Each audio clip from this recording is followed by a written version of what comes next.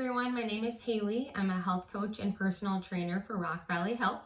And today I'm going to talk to you a little bit about exercising for weight loss and for weight management. So most people know that exercise is really important for our overall health, but it's especially important when we're talking about weight loss or weight management.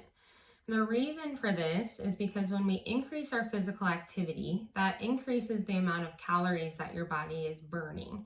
So burning calories through more movement and then reduced calorie intake through dietary changes creates what's called a calorie deficit, which then results in weight loss. So you might be asking, how much do I need to work out in order to achieve this? Well, the answer is that everybody's different, so it kind of depends on the person. But in general, there are some basic guidelines that you can follow. So what you should shoot for is working your way up to 150 minutes of moderate intensity exercise throughout the week, or 75 minutes of vigorous intensity exercise throughout a week, or some sort of equivalent combination of the two.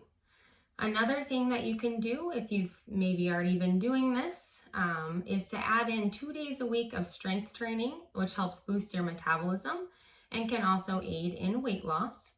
And then you can try varying your exercise routine as well. If you're doing the same thing all the time, while yes, that's great that you're moving your body, you might notice that you start to plateau and not see as much progress.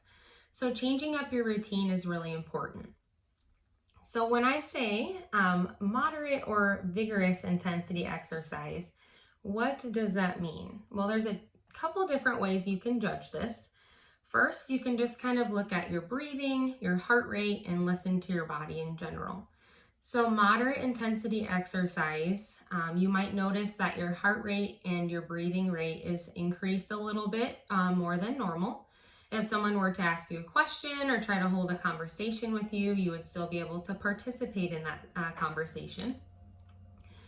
Some examples of moderate intensity aerobic exercise include brisk walking, so about a 15-minute mile pace, doing light yard work, going for a casual bike ride, playing with grandkids or your children, or some light snow shoveling.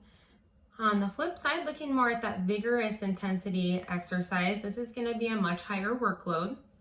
You'll probably notice that your heart rate and breathing rate are increased substantially over what they normally are. If someone tried to hold a conversation with you, you would likely be breathing too hard to answer or participate in that conversation.